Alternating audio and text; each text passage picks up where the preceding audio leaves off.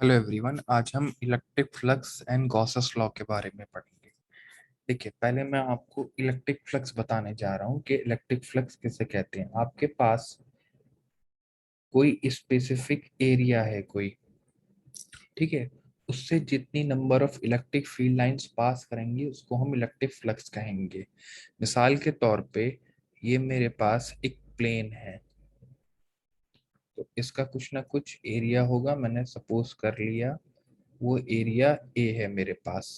अब electric field lines का direction ये मान लिया मैंने, तो इससे जितनी भी इलेक्ट्रिक फील्ड लाइंस इस एरिया से पास कर रही हैं, जितना इस प्लेन का एरिया है, उसको मैं इलेक्ट्रिक फ्लक्स बोलूंगा।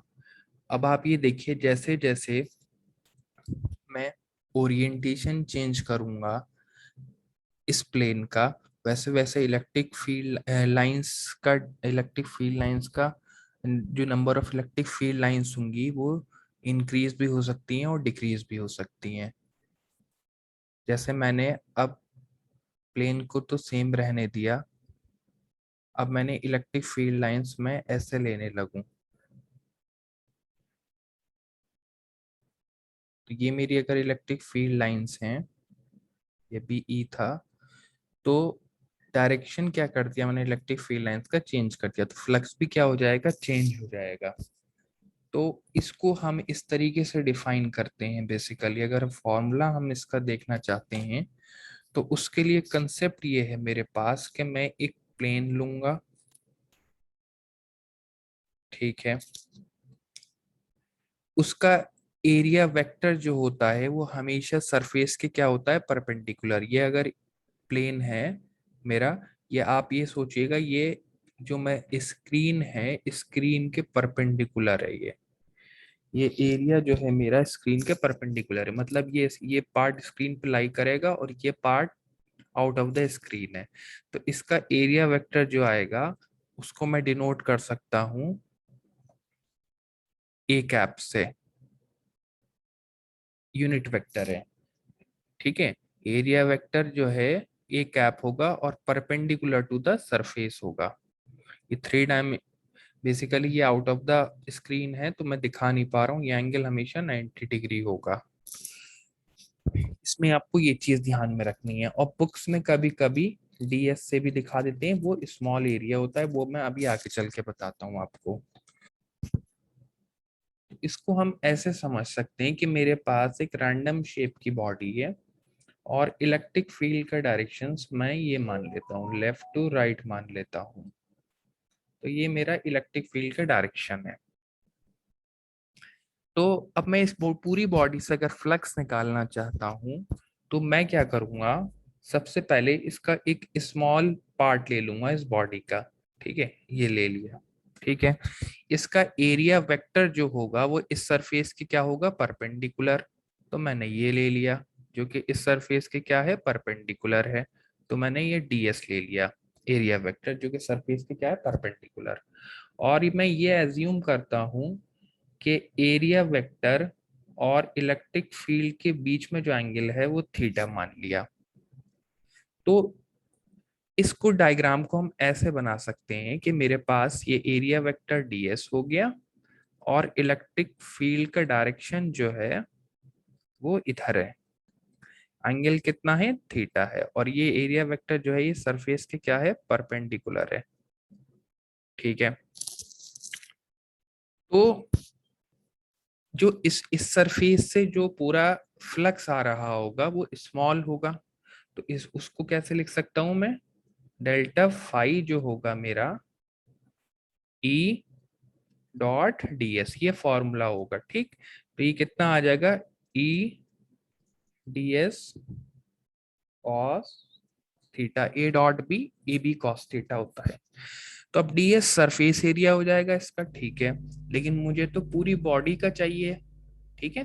तो मैं क्या करूंगा, इंटीग्रेट कर दूंगा। इंटीग्रेशन मतलब ऐसे सरफेसेस, सब ऐसे जितने भी सरफेसेस हैं सबसे जितना फ्लक्स आ रहा होगा सबके फ्लक्स को ऐड कर दूंगा।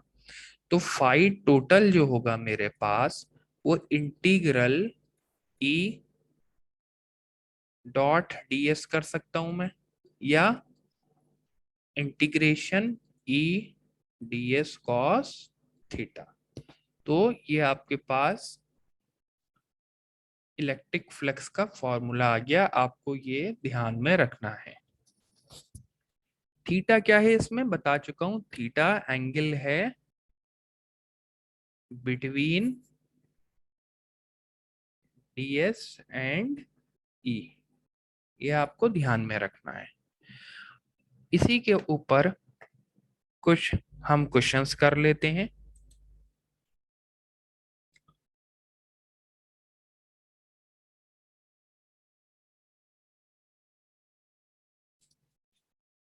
मान लीजिए मेरे पास एक स्क्वायर है जिसकी साइड जो है मैंने 1 मीटर ले ली,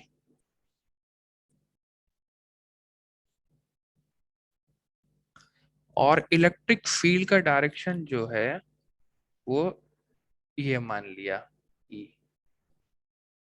ठीक है, E की वैल्यू मैं भी नहीं ले रहा, खाली E मान के चल रहा हूं। ठीक है, कुछ न्यूमेरिकल वैल्यू नहीं ले रहा हूं मैं। तो इस केस में मैं बेसिकली ये निकालना, जब इलेक्ट्रिक फील्ड लाइंस हैं तो इस सरफेस को क्रॉस कर रही हैं तो फ्लक्स भी होगा, तो इससे मैं अगर फ्लक्स निकालना चाहूं, फाइंड इलेक्ट्रिक फ्लक्स थ्रू ए स्क्वायर प्लेट, तो क्या करूंगा, सबसे पहले मैं इस स्क्वायर प्लेट का एरिया वेक्टर बनाऊंगा। एरिया वेक्टर जो होता है हमेशा अवे फ्रॉम द बॉडी होता है। ठीक है, तो ये एरिया वेक्टर जो होगा ये मेरा ds हो जाएगा। ठीक है, एरिया वेक्टर जो होता है हमेशा परपेंडिकुलर टू द सरफेस होता है और अवे फ्रॉम द बॉडी होता है। ठीक है, तो इलेक्ट्रिक फील्ड जो है मेरी वो भी इस डायरेक्शन में है। ठीक है, तो ds क्या था मैंने पीछे बचा चुका हूँ, स्मॉल एरिया है, तो ऐसे ही यहाँ कहीं स्मॉल एरिया होगा, तो फाई का जनरल फॉर्मूला क्या आता है, फाई जो होता है इंटीग्रल E डॉट ds है, और ये मेरी E जो है ये यूनिफॉर्म इलेक्ट्रिक फील्ड है, यहाँ पे ये आप कंसीडर करिएगा। तो फाई जो आएगा मेरा यहाँ पर ई डी एस में एंगल कितना हो गया 0, तो ई डी एस कॉस 0 हो गया। अब सिंस मेरा ई यूनिफॉर्म है तो इंटीग्रेशन से बाहर ले लेता हूं और इंटीग्रेशन डीएस करूंगा। डीएस यहाँ कोई पार्ट होगा, इसका कोई भी एक पार्ट होगा जिसको डीएस बोल दिया है मैंने। ठीक है, जिसका एरिया क्या बोल दिया है, डीएस कह दिया है, स्मॉल एरिया एलिमेंट, तो उसका इंटीग्रेशन एस आ जाएगा। तो वो क्या आ जाएगा basically area of square, S क्या है यहाँ पे, डीएस का इंटीग्रेशन करा एस, अगर छोटे एलिमेंट का एरिया स्क्वायर के कोई छोटे से हिस्से का एरिया डीएस है, पूरे का क्या हो जाएगा एस हो जाएगा, और वो कितना होता है साइड इनटू साइड, तो ई मल्टीप्लाई बाय साइड 1 है 1, तो कितना आ जाएगा ई आ जाएगा फ्लक्स। तो ये आपको ध्यान में रखनी है चीज। दूसरी चीज ये कि फाई जो होता है मेरा हमेशा वो क्या होता है, स्केलर क्वांटिटी है। क्या है ये, स्केलर क्वांटिटी। क्यों स्केलर क्वांटिटी है, क्योंकि डॉट प्रोडक्ट कर रहा हूँ, डॉट प्रोडक्ट का जो रिजल्टेंट आता है वो हमेशा क्या होता है, स्केलर होता है। अब हम गॉसेस लॉ की तरफ चलते हैं।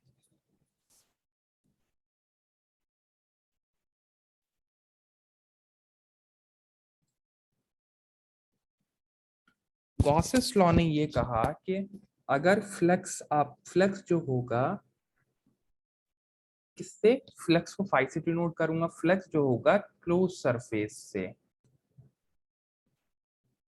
और वो क्लोज सरफेस कैसी होगी, 3 डायमेंशनल बॉडी होगी। ठीक है, उससे कितना होगा, Q inside upon epsilon not. ये क्यू इनसाइड कहाँ पे होगा, charge inside the 3D body या charge inside the close surface.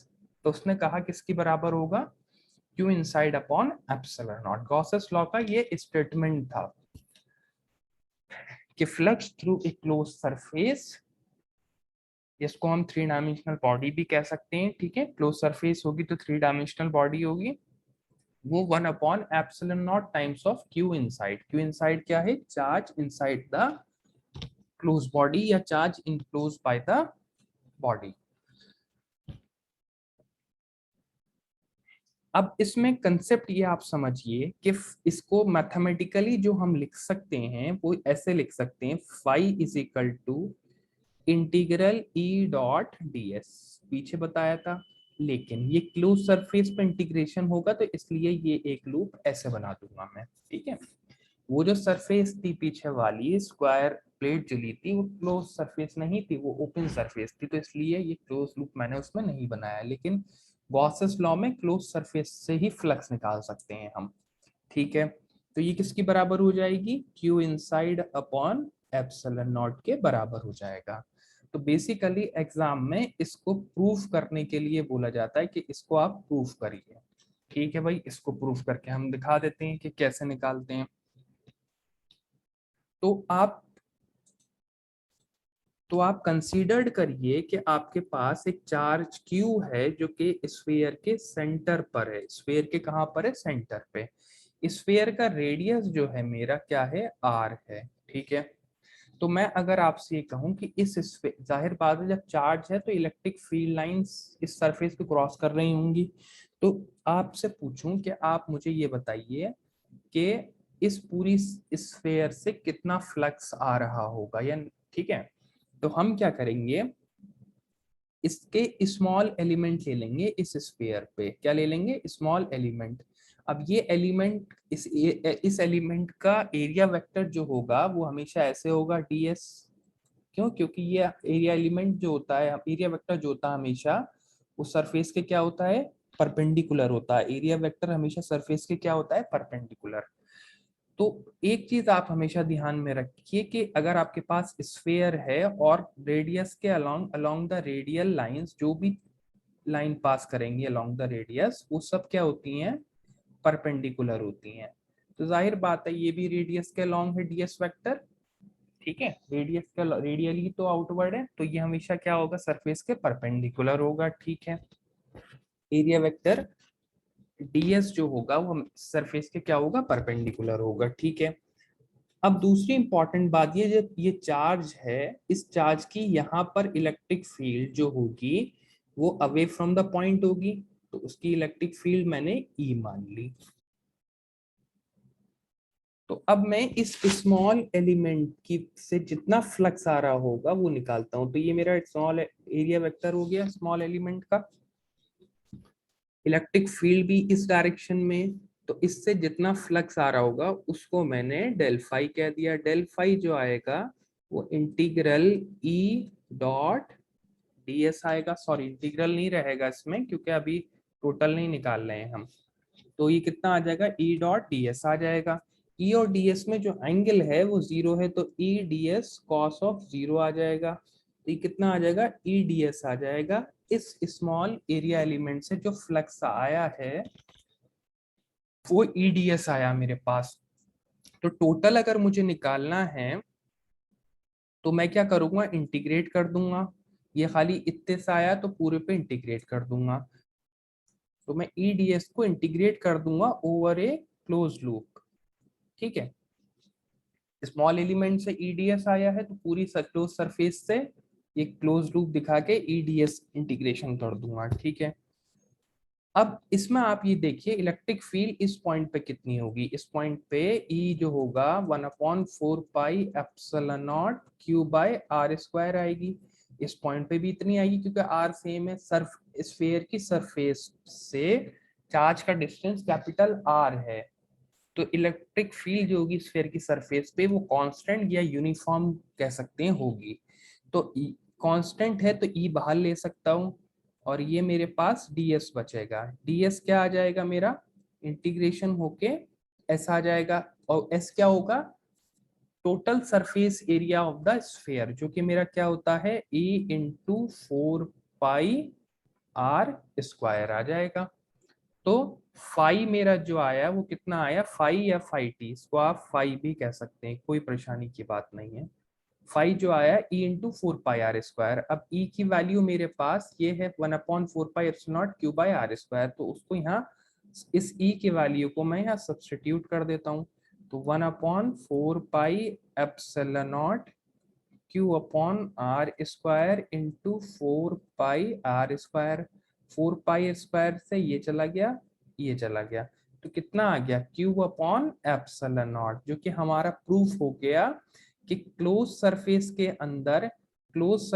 अंदर अगर एक चार्ज है Q, ठीक है, तो फाई जो आएगा यानी इलेक्ट्रिक फ्लक्स उस क्लोज सरफेस से Q inside upon epsilon not आएगा, क्योंकि मैंने आपको इस फॉर्मूले से प्रूफ करके दिखा दिया। क्या बेसिक फॉर्मूला क्या कि स्मॉल एरिया एलिमेंट से फ्लक्स निकाला, फिर वो जितना आया उसको क्या कर दिया, इंटीग्रेट कर दिया। एक दूसरा तरीका इसको करने का ये है कि आप डायरेक्ट क्या लगा दीजिए, आप डायरेक्ट जो है integral E dot D S लगा दीजिए, वो भी उसमें भी कोई प्रॉब्लम की बात नहीं है।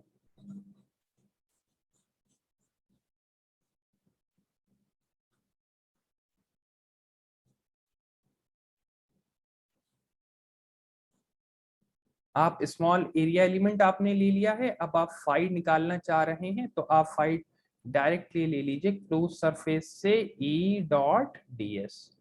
आप डायरेक्ट इस स्टेप को भी लिख सकते हैं, मैंने आपको पहले ये सॉल्व स्मॉल एलिमेंट के लिए निकलवाया था, आप डायरेक्ट लिख सकते हैं कि स्मॉल एलिमेंट के लिए कितना होगा, ई डॉट डी एस होगा, और फिर उसको इंटीग्रेट कर दूंगा ओवर ए क्लोज सरफेस, तो वो पूरी से फ्लक्स आ जाएगा। तो इसको हम ऐसे लिख सकते हैं E D S cos zero, पीछे करा चुका हूँ, सेम काम है, बस थोड़ा सा अलग तरीके से, क्योंकि एंगल ई और डी एस के बीच में कितना है, जीरो है, कितना है, जीरो है।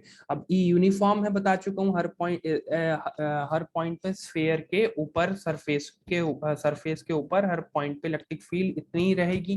तो ई को बाहर ले सकता हूँ, इंटीग्रेशन डीएस का करूंगा, खाली डीएस का करूंगा तो ऐसा आ जाएगा, वो कितना आ जाएगा, 4s कितना हो जाएगा, 4 पाई r स्क्वायर। लिख देता हूं मैं इसको, चलिए कभी कोई कंफ्यूजन हो, इंटीग्रेशन ऑफ एस जो डीएस जो होगा ऐसा आ जाएगा, यानी ई इंटू 4 पाई r स्क्वायर। अब इस इलेक्ट्रिक फील्ड की वैल्यू को यहाँ सब्स्टिट्यूट कर सकता हूँ, तो कितना आ जाएगा, 1/4 pi epsilon naught Q upon R square into 4 pi r square. R square से आर स्क्वायर चला गया, 4 पाई से 4 पाई, तो कितना आ जाएगा, Q अपॉन एप्सिलॉन नॉट। ये Q है क्या, Q इनसाइड ही तो है, कि इस बॉडी इस क्लोज सरफेस के अंदर कितना चार्ज है, वो Q है, वही मेरा क्या है, Q इनसाइड है। तो बेसिकली गॉसेस लॉ में आपको ये प्रूफ करना होता है कि phi is equal to integral over a close surface is equal to Q inside upon epsilon naught, जो कि मैंने आपको ये प्रूफ करके दिखा दिया।